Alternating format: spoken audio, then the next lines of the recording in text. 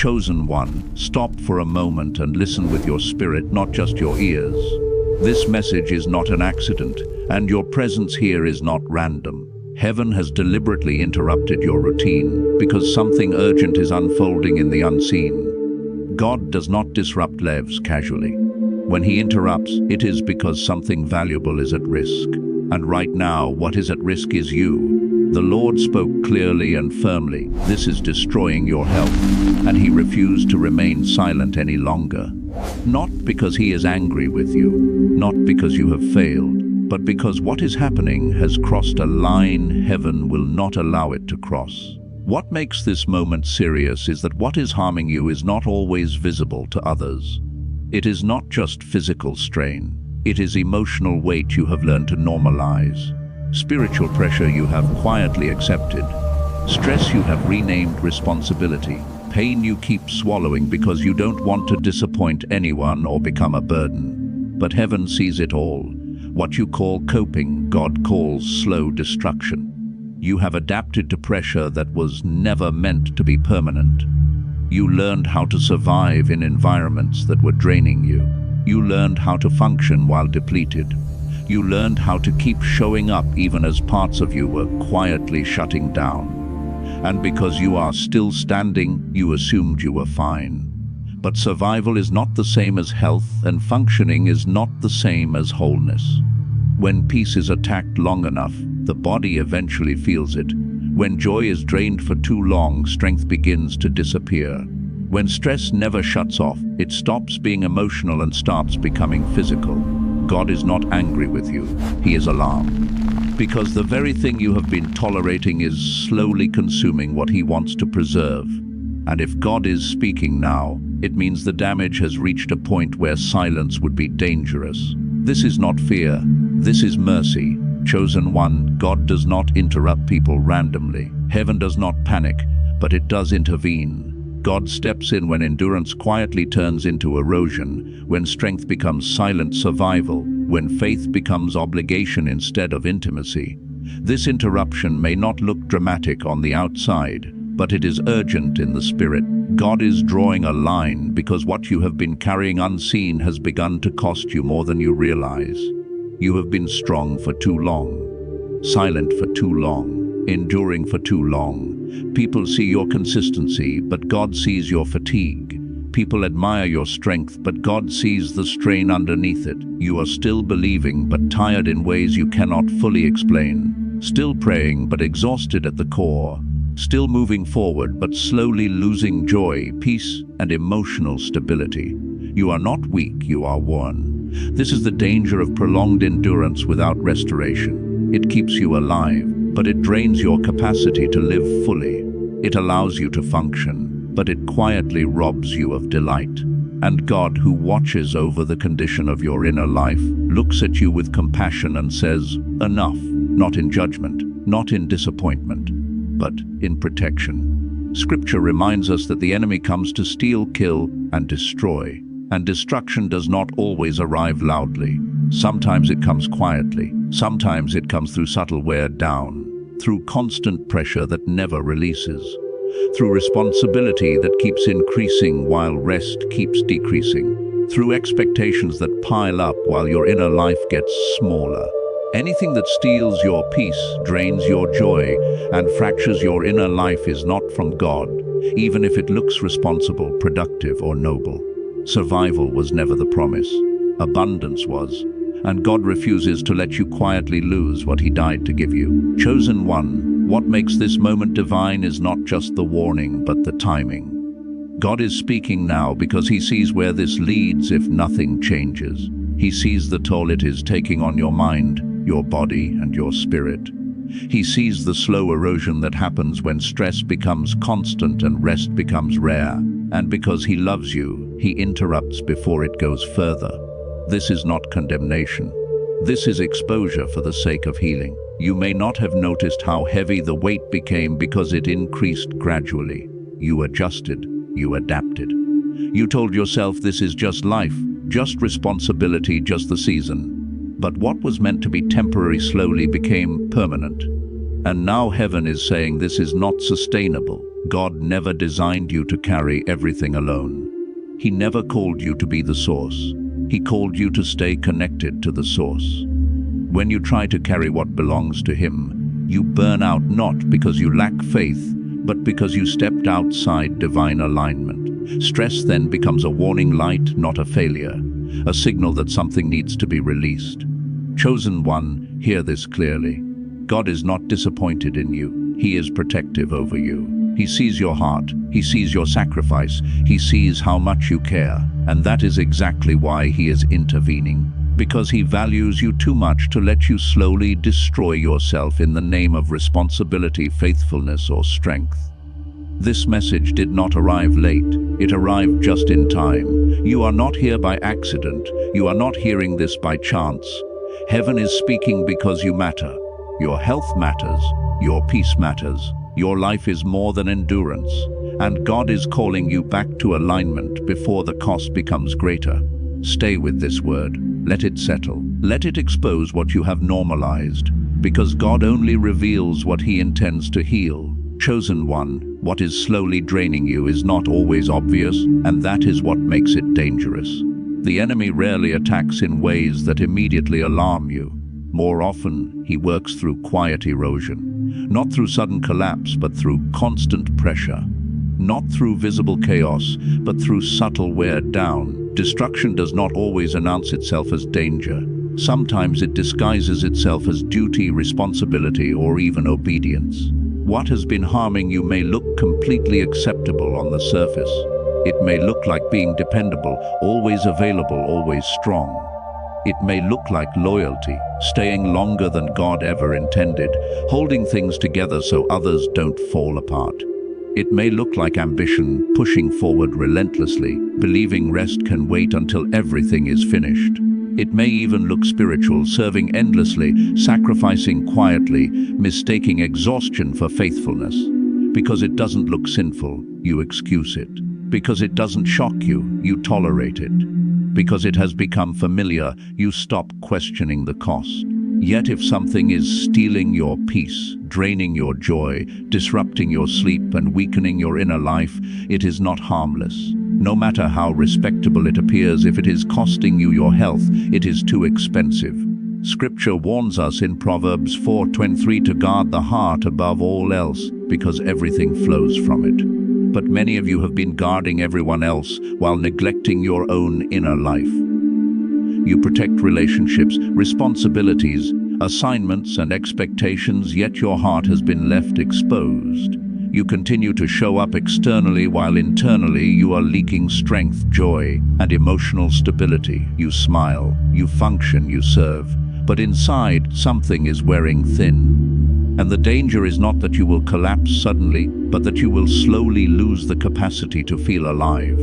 The heart is not preserved by good intentions alone. It is protected through boundaries, rest, and discernment. Without these, even good works become draining instead of life-giving. You keep telling yourself you will rest later, after this season, after this crisis, after everyone else is okay. You convince yourself that pushing through is noble and stopping would be selfish. But God understands the pressure you feel, and He understands the fear of letting people down. That is why He is speaking now. This is not a rebuke. It is mercy stepping in before damage becomes deeper. Chosen one, stress is not just an emotional reaction to difficulty. Stress is spiritual information. It is feedback from your soul telling you that something is misaligned. God created you with limits intentionally. Constant stress is not proof of dedication. It is evidence that you are carrying weight you were never designed to carry long term. Jesus addressed this directly when He said, "Come to me, all who are weary and burdened, and I will give you rest." He did not say, "Manage it better." He did not say, "Endure it quietly." He did not say, "Become stronger." He said, "Come." Rest is not a reward for exhaustion. It is a gift for surrender. The invitation to come is an instruction to transfer weight, not to organize it more efficiently. Many of you pray sincerely, yet you do not fully release.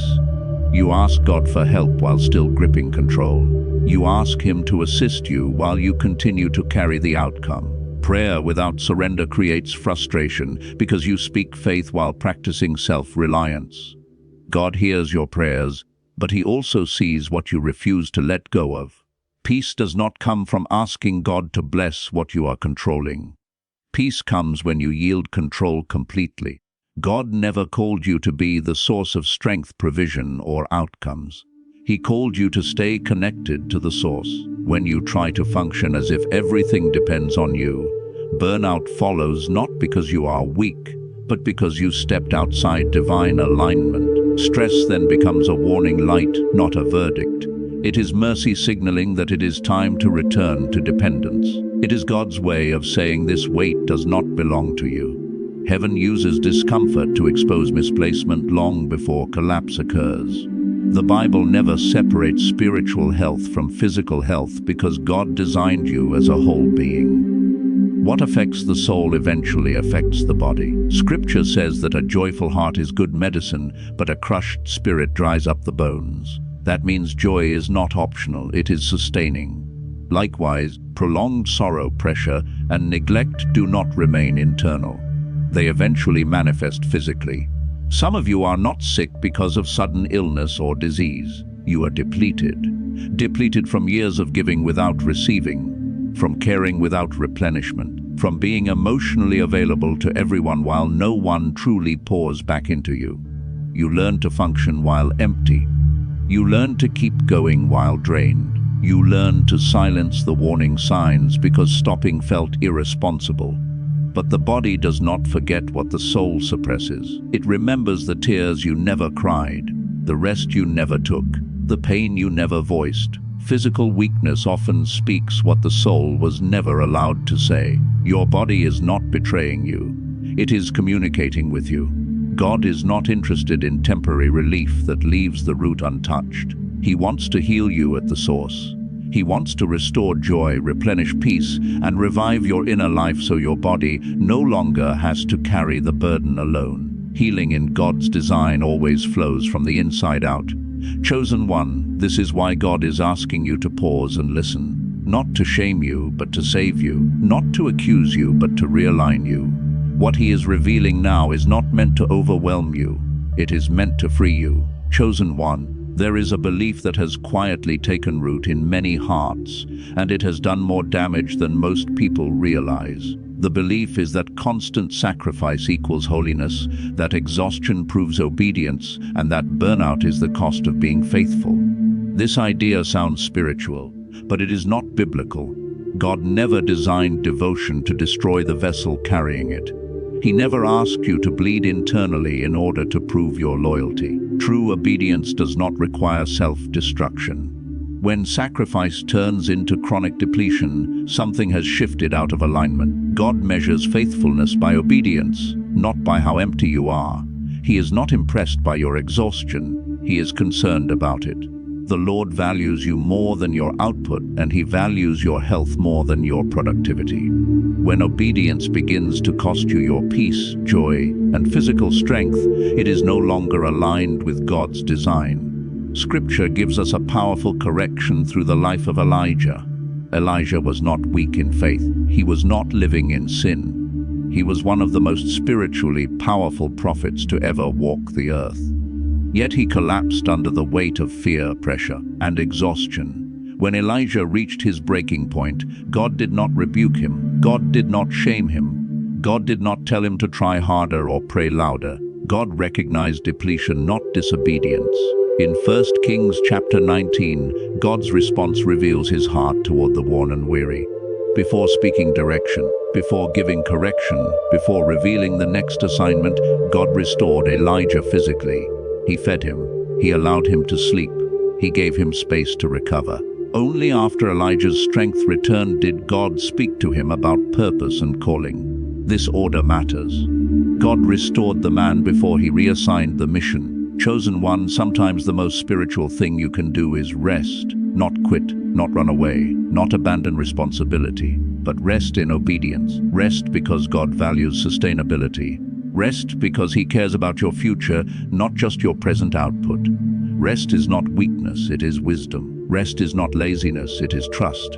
Even Jesus, the Son of God, withdrew regularly from crowds, demands, and expectations. Scripture tells us that very early in the morning, while it was still dark, Jesus went to a solitary place to pray. If Jesus needed to withdraw, why do you feel guilty for doing the same? If Jesus prioritized solitude, why do you feel selfish for protecting quiet moments? Rest is not quitting. Rest is alignment.